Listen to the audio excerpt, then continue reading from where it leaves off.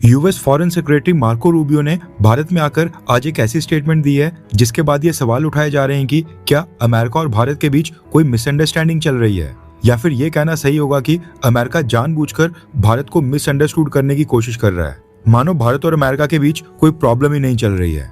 Marco Rubio ने भारत आकर ऐसा बर्ताव किया है कि जैसे भारत और अमेरिका के रिलेशंस में कोई भी डेंट नहीं आया है, फिर रिपेयर करना तो दूर की बात है।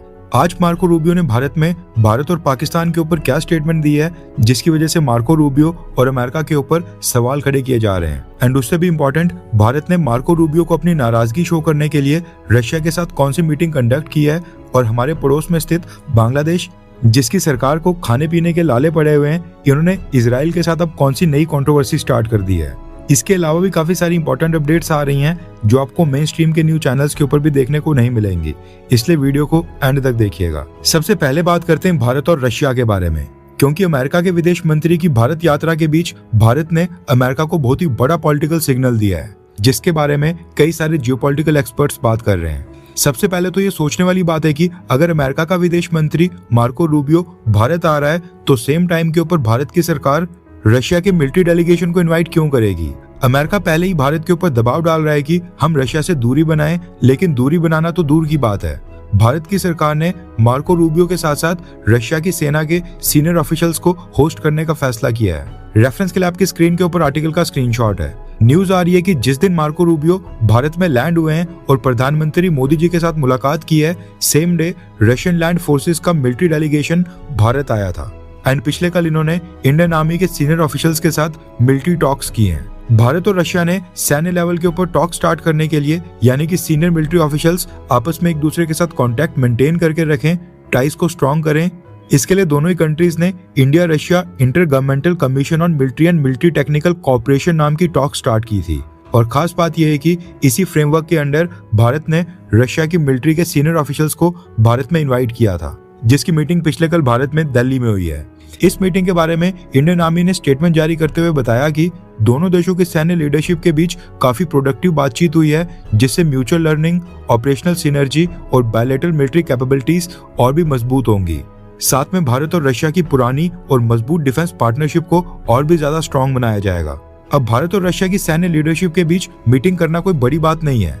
रशियन मिलिट्री से ज्यादा स्ट्रॉन्ग टाइज हमारे किसी भी देश की सेना के साथ नहीं हो सकते हैं। लेकिन सबसे इंपॉर्टेंट बात यहाँ पर टाइमिंग की है।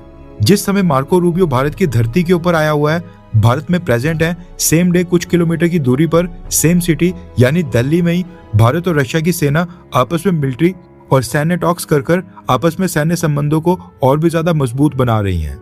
इसको कहा जाता है डिप्लोमेटिक सिग्नलिंग या फिर डिप्लोमेटिक मैसेजिंग, जो भारत सरकार ने यहाँ पर करने की कोशिश की है।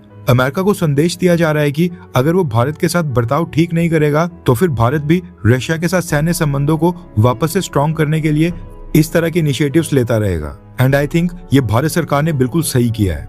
नेक्स्ट अपडेट आ रही है अमेरिका के विदेश मंत्री मार्को रूबियो के भारत दौरे को लेकर। रेफरेंस के लिए आपकी स्क्रीन के ऊपर आर्टिकल का स्क्रीनशॉट है।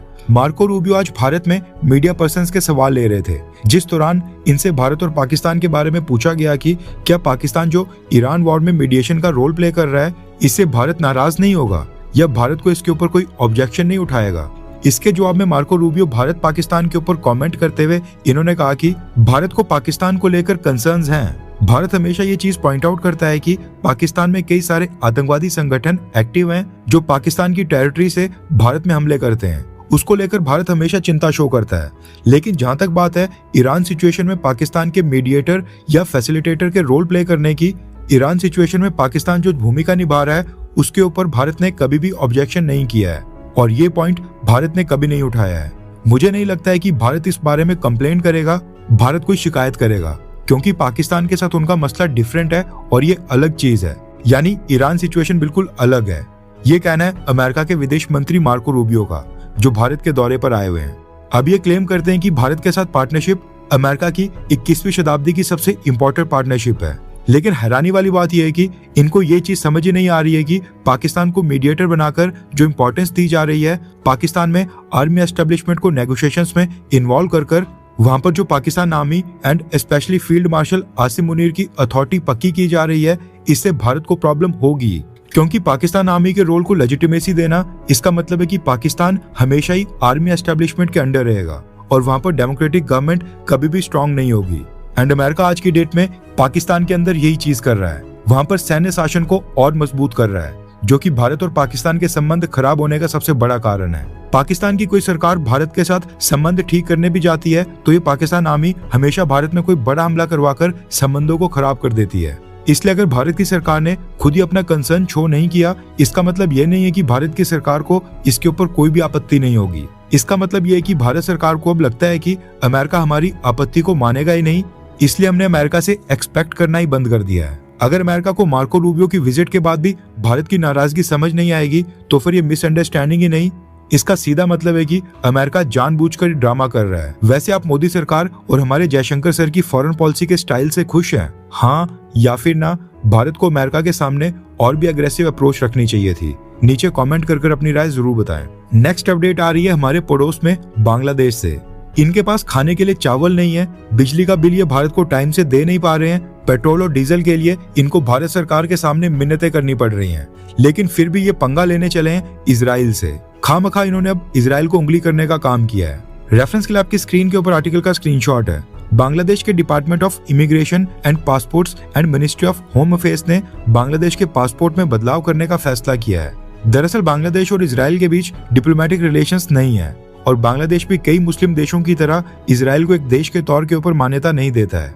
ऐसे में बांग्लादेश के पासपोर्ट के ऊपर एक लाइन हमेशा से लिखी होती थी, this passport is valid for all countries except Israel. यानी ये जो बांग्लादेश का पासपोर्ट है ये पूरी दुनिया में वैलिड है, लेकिन इजराइल को छोड़कर। ऐसा लिखकर बांग्लादेश अपने ईगो को सेटिस्फाई करता था। लेकिन साल 2020 में जब शेख हसीना बांग्लादेश की प्राइम मिनिस्टर हुआ करती थी, उस साल शेख हसीना की सरकार ने चुपचाप बांग्लादेश के पासपोर्ट से ये क्लॉज और लाइन हटा दी थी और साल 2020 के बाद से बांग्लादेश में सभी नए पासपोर्ट्स जो बने हैं उनके ऊपर ये एक्सेप्ट इजराइल वाली लाइन नहीं लिखी होती है और बांग्लादेश का पासपोर्ट भी आम देशों के पासपोर्ट की तरह होता है।